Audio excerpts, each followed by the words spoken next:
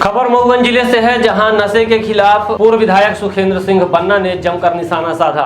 उन्होंने कहा कि नशे के खिलाफ यह कैसा अभियान एएसपी के समक्ष दंडवत होकर जनता को विधायक प्रदीप पटेल गुमराह कर रहे हैं। मऊगंज विधायक और पुलिस दोनों एक सबका कमीशन का खेल है।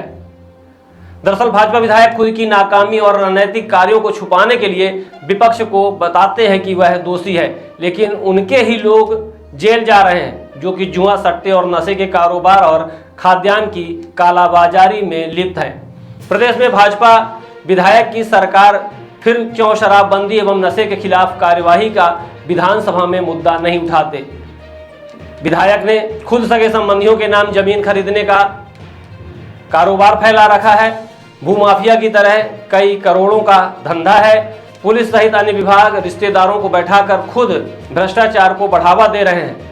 जब किसी पद में कोई रिश्तेदार नहीं मिलता तब दूसरे को बैठाया जाता है। सुखेंद्र सिंह बन्ना ने विधायक पर गंभीर आरोप लगाते हुए कहा कि वसूलीबाज एसआई बृहस्पति पटेल को अगर एसपी का चार्ज दे दिया जाए तब विधायक सुरक्षित रहेंगे। अधिकारियों से माहवारी के साथ ही शराब कारोबारी से कमीशन लेते हैं। आइए आपको सुनाते हैं पूर्व विधायक किस तरह से वर्तमान विधायक पर गंभीर आरोप लगाया है।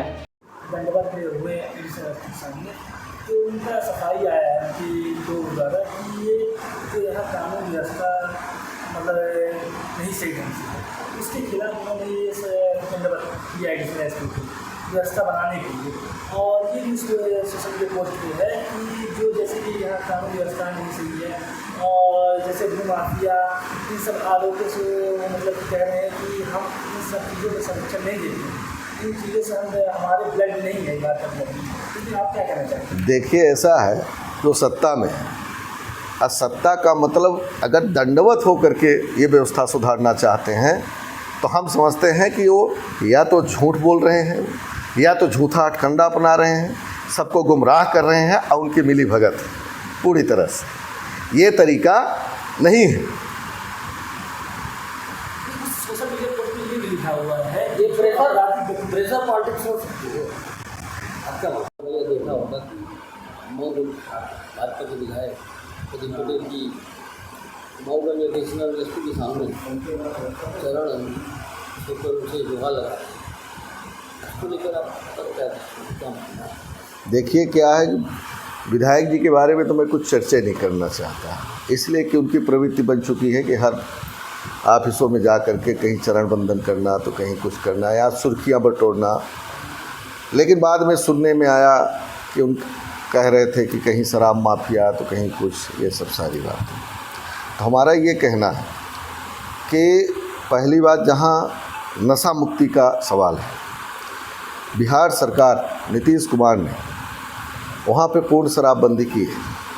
अब 20 सालों से मध्य प्रदेश में सरकार है भारतीय जनता पार्टी की, बीच में 13 महीने की सरकार कांग्रेस की बनी थी। तो हम समझते हैं कि अगर सच में नशा के खिलाफ अगर सांसद, विधायक और प्रधानमंत्री जिस तरीके से उनकी बातें, तो सदन में इस बात पर क्यों नहीं चर्चा होती कि मध्य प्रदेश में पूर्ण शराबबंदी हो। इसके आड़ में कोरेक्स का धंधा होता है, इसके आड़ में गांजे का धंधा होता है और इसके आड़ में पैकारियाँ होती हैं, घर घर गांव-गांव शराबें बिकती हैं। तो हमारा ये कहना है कि इनको इस बिंदु को यहाँ पे नाटक करने के बजाय उनको सदन में ये बात पूरे ताकत से उठाना चाहिए। मतलब ये समझाया जाए कि ऐसी कोई स्थिति बनी जिसकी वजह से इनको ये बहाना। देखिए, जहाँ तक मऊगंज का सवाल है, मऊगंज में यहाँ भी नया नया ज़िला बना और निश्चित रूप से वो सत्ता पक्ष के विधायक और उनकी सरकार, उनको बड़ी उम्मीद रहती है कि कोई भी व्यवसाय चले तो सारे अधिकारी कर्मचारी हमको कमीशन दे। हो सकता है अब यहाँ दो ही धंधा है, एक शराब, अब दूसरा बालू गिट्टी आने वाला है माइनिंग। तो इसमें या तो कमीशन बंद हो गया होगा उनका या तो उनको कम मिला होगा, ये भी एक मुद्दे है, इसके लिए भी वो किए होंगे। और तीसरी बात तो हम ये कहते हैं कि भाई वो खुद ही ज़मीन का मामला ले लीजिए आप, मैं तो उनके ऊपर आरोप लगा कि 75 एकड़ ज़मीन उन्होंने अपने निजी परिवारजनों के नाम खरीदी और जिनकी भी ज़मीनें सामने पड़ी उनको या तो उनके खिलाफ अपराध दर्ज कराया या तो उनको जेल भेजे। जेल भेजे। ये भी तो एक लूट का अड्डा बन चुका है मऊगंज। एक बार धरना बैठे थे शराब को लेकर के, और वो अभी शराब की दुकान वही चालू है। वो सिर्फ उतने धरना पर बैठते हैं, उतने काम करते हैं जितने में उनका कमीशन फिट हो जाए, और जहाँ कमीशन की हेरा फेरी होती है और वहाँ पर वो सीधे सीधे वो मुकर जाते हैं। अभी मैं एक घटना बताता हूँ जहाँ का आरोप वो मेरे ऊपर भी लगाए। बराव में एक घटना घटी, कुछ परिवारजनों के साथ पुलिस ने रात को मारपीट किया। उसके पहले एक पहाड़ी में घटना घटी जिसमें एक ब्राह्मण की चुदई काटने का विषय आया। वही टीआई वहाँ पर पदस्थ था जब चुदई काटने का विषय आया। अब आरोप आया कि यह चुदई पुलिस ने काटी, लेकिन उसको वो डाइवर्ट दूसरी तरफ करना चाहते हैं और उसका ट्रांसफ़र भी हुआ उसी बिंदु पर, वहाँ से वो लाइन हाजिर कराए गए। लेकिन जब रात को घटना घटी तो वही टीआई वहाँ पर पिटे जो चुदई कांड में शामिल थे। और जब चुदई कांड में शामिल हुए तो विधायक जी सीधे सीधे रात को 2 बजे पहुँचते हैं उनका आंसू पूछने पुलिस वालों का।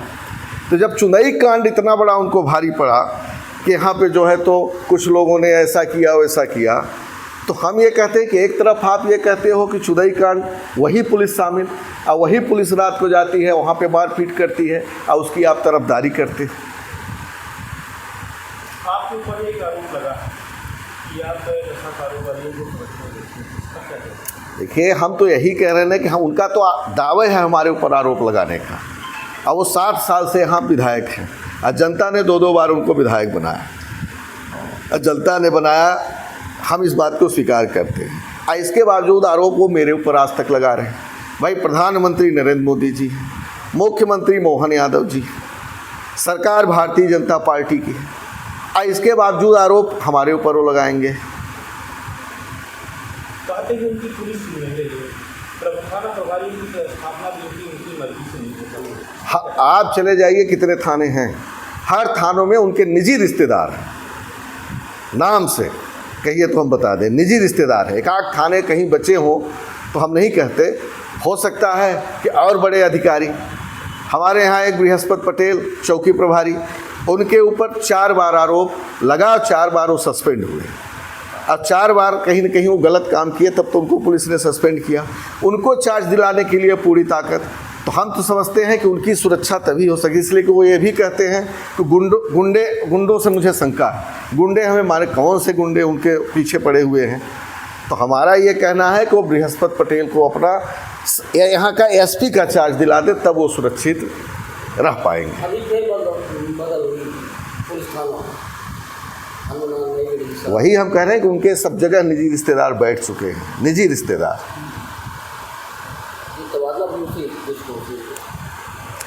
तबादला बगैर उनके इशारे का थोड़ी हो सकता है, एक जगह ना किए हों। हम ये कह रहे हैं कि अभी कांग्रेस के प्रदर्शन, एक मिनट, अभी ट्रैक्टर रैली हुई, उसके पहले आंदोलन इसी कलेक्ट्रेट में। 1 मिनट, अरे ट्रैक्टर रैली हुई साधारण, ये किसानों का मुद्दा था, समझिए। नहीं, देखिए, हमारी बात सुनिए। व्यक्तिगत आप ले लीजिए, चाहे व्यक्तिगत किस बात को मानते हैं? जिले का मुद्दा किसने लड़ा? बाढ़ सागर की लड़ाई किसने लड़ी? चौरा घाट किसने लड़ा? हाँ, तो वर्तमान स्थितियाँ भैया 4-6 महीने हम लोग भी देखते हैं ना कि इस समय सत्ता सुचारू रूप से चल रही है। जनता ने तो अधिकार दिया भारतीय जनता पार्टी को कि इनका अच्छा शासन है। अब पता चला जिसको दिया वो लेट करके पैर पड़ने लगे। अभी कितने दिन हुए और उसमें कितने आंदोलन नहीं हुए? यही बेटी बचाओ का मुद्दा मैं अभी कह रहा हूँ कि अभी परसों नरसों हुआ, जिसमें सारी पुलिस खड़ी हो गई। मसाल जुलूस, जबकि मसाल जुलूस से कौन सा नुकसान था? एक तो सांकेतिक आंदोलन था, और सांकेतिक आंदोलन में इतना बड़ा प्रदर्शन क्यों नहीं? यही बेटी बचाओ प्रशासन, इसी के खिलाफ ना आंदोलन था। कन्या पूजन का चल रहा है। देखा गया है कि कई आंदोलन हुए, इसी अव्यवस्था और अभी हम तो नहीं देख रहे हैं, मतलब जिसके लिए आप जाने जाते हैं आपकी पहचान अभी नहीं। अब देखिए, ऐसा है कि आप कह सकते हैं कि हम आंदोलन नहीं करते। भाई रीवा में भी आंदोलन हुआ, ये जितने आंदोलन हुए कहीं न कहीं अपने ही दल बल के अपने से ही जुड़े आंदोलन हो रहे हैं। अगर आपको ये लगता है कि हमने नहीं किया आंदोलन, तो मान लीजिए कि हम नहीं किए आंदोलन, तो ये आप माने रहिए। समझ गया आपने? आरोप लगा देना ठीक है, नहीं, हम किसके ऊपर आरोप तो हमारे ऊपर लग रहे हैं, लग रहे हैं, तो आप उसका जवाब हम दे तो जवाब। ये कहने मतलब आप जमीनी तौर पर तो नहीं दे रहे हैं। नहीं, ऐसा नहीं है, ऐसा लड़ाई तो नहीं काम। एज ए नागरिक भी नहीं रहने देंगे मऊगंज में। हम लोग तो एज ए नागरिक हैं मऊगंज में, हम लोग न किसी पद पर हैं। वही एक दो नगर पंचायत के अध्यक्ष भी थे, उनको भी वो अपना दर दबाव बना करके ले गए, वो भी उनके रिश्तेदार निकले। आरोप उनको हमारे ऊपर पर मढ़ना है, कांग्रेसियों पर मढ़ना है। तो देखिए, हम लोग मऊगंज में पैदा हुए हैं और मऊगंज की चिंता हम लोगों की को है, और हम मऊगंज के नागरिक की हैसियत से जो भी हम सबसे बन पड़ेगा। अब फिर कांग्रेस पार्टी का जहाँ तक सवाल है, कांग्रेस पार्टी ने आज़ादी की लड़ाई लड़ी। अगर कहीं भी किसी भी व्यक्ति के साथ अत्याचार होगा तो एक एक कांग्रेसी लड़ने के लिए तैयार है। अभी बेटी बचाओ के मुद्दे पर कार्यक्रम हो रहे थे, युवक कांग्रेस के साथी अगर मसाल जुलूस कर रहे थे, वहाँ पूरे ज़िले की पुलिस क्यों आई? ये विधायक जी वगैरह भेजे बेटी बचाओ के मुद्दे पर। अरे बेटी बचाओ के मुद्दे पर अगर हम सच बोल रहे हैं कि यहाँ पे अपराध हो रहे हैं, इसलिए कि हमने उनका वक्तव्य सुना कि वो बोल रहे थे कि पहले बहुत अत्याचार हो रहा था, लड़कियाँ भग जा रही थी। अरे जब मैं विधायक था उस समय का भी रिकॉर्ड निकाले कितनी लड़कियां भगी, और जब से 7 सालों से विधायक है कि अब कितनी बच्चियां भग रही हैं, कितनी हत्या हुई। क्या कैलाशपुर में गुप्ता के महिला 60 साल के बुढ़िया के साथ हुआ, और कौन किया हत्या? ये क्या आप सब नहीं जानते? उन्हीं के रिश्तेदारों ने किया, और हत्या बंद हो गई। अभी जो है तो 9 साल के लड़के की हत्या हो गई। लगातार हत्या हो रही है, लगातार बच्चियों के साथ रेप हो रहे हैं, लगातार 14 साल की बच्चियां को भगाया जा रहा है। रिकॉर्ड निकालिए सारे थानों के कि पहले कितनी घटना घटी 2018 के पहले, और अब जो 18 के बाद से 24 लगा हुआ है, 24 तक में कितनी बच्चियां भगी। शायद उनको इसका ज्ञान नहीं है। हमने उनका बयान, अगर बेटी बचाओ का नारा, लाडली लक्ष्मी का नारा दिया जा रहा है, लेकिन सबसे ज़्यादा अत्याचार अगर हो रहा है तो मध्य प्रदेश में हुआ। उसी में मसाल जुलूस, उसी में जो है तो बेटी बचाओ का कार्यक्रम ही चल रहा है। फिर क्यों पुलिस आती है उसको रोकने के लिए? जब आंदोलन हो रहे हैं, प्रदर्शन हो रहे हैं, तो पुलिस खड़ा करके क्यों? और सबसे ज़्यादा पुलिस तो हमको लगता है मऊगंज में आई। तो मेरा आरोप है कि बेटी बचाओ पर जब कार्यक्रम हुआ, मसाल जुलूस हो रहा है, हम सरकार को बता रहे हैं, तो क्यों इतनी पुलिस आई? लग रहा था इनकाउंटर हो जाएगा। ये इसके जिम्मेदार कौन है? अरे विधायक आप हो, जनता कहते हो हम 2 बार विधायक हुए, हम बड़ा अच्छा काम करते हैं। अरे जब अच्छा काम करते हो तो फिर डरते क्यों? फिर पाँव क्यों पड़ते हो? सीना ठोक करके चलो।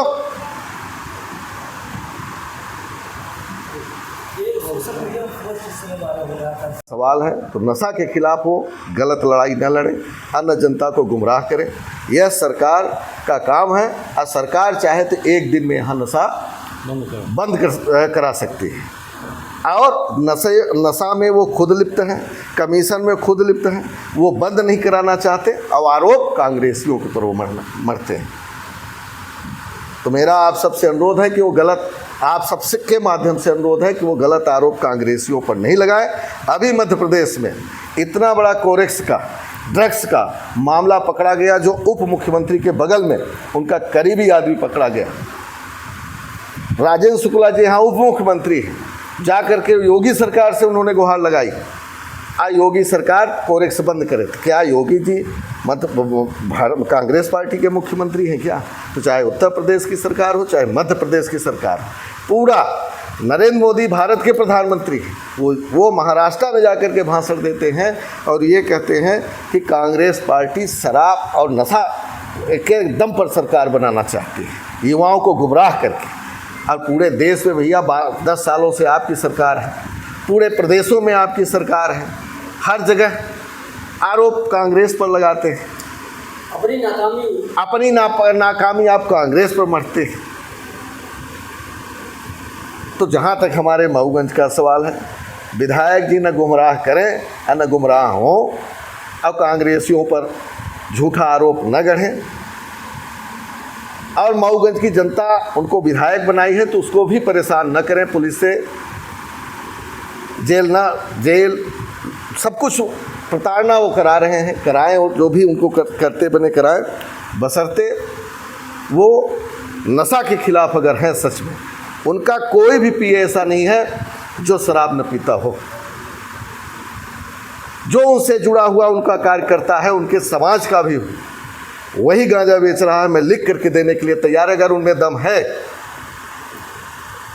तो कहीं भी बैठ जाए, हम सामने बैठ करके उनसे बात करने के लिए तैयार हैं कि आपका ये आदमी, आपके दल का ये आदमी शराब बेचता है और गांजा बेचता है।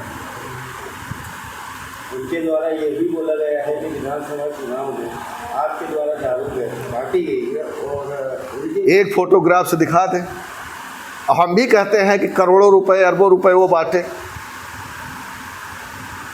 अब बांटे या बांट करके चुनाव जीते।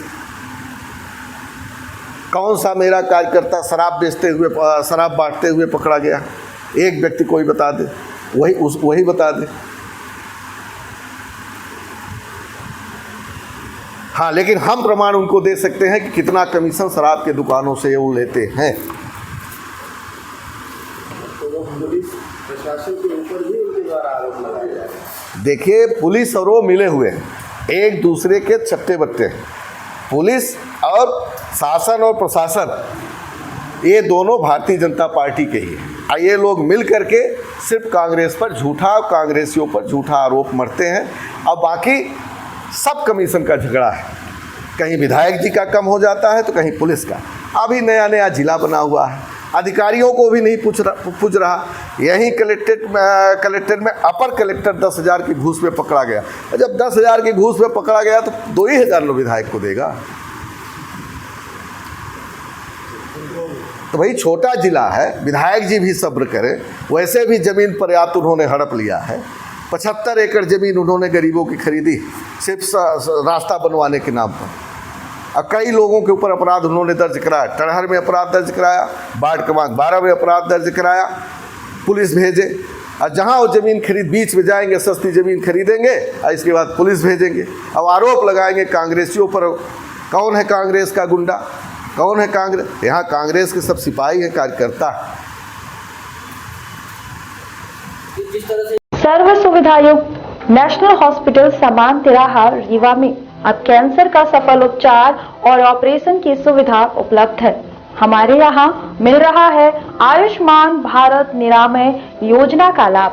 आयुष्मान जन आरोग्य योजना के तहत सभी प्रकार के मेडिक्लेम की सुविधा उपलब्ध है। हमारे यहाँ लेजर कैंसर, अस्थि रोग, एंडोस्कोपी, लेप्रोस्कोपी एवं प्रसूति रोग का अनुभवी चिकित्सकों के द्वारा उपचार किया जाता है। कैंसर के इलाज एवं ऑपरेशन अब रीवा के नेशनल अस्पताल में उपलब्ध है। नेशनल हॉस्पिटल के संचालक डॉक्टर अखिलेश पटेल के द्वारा उपलब्ध करवाई जा रही हैं सभी सुविधाएं। आयुष्मान से संबंधित किसी भी प्रकार की जानकारी के लिए संपर्क करें मोबाइल नंबर 9691288560 पर, या फिर संपर्क करें 7566831551 पर। हमारा पता है नेशनल हॉस्पिटल समान तिराहा रीवा। संपर्क करें 07662359974 पर, या फिर संपर्क करें 8602885990 पर।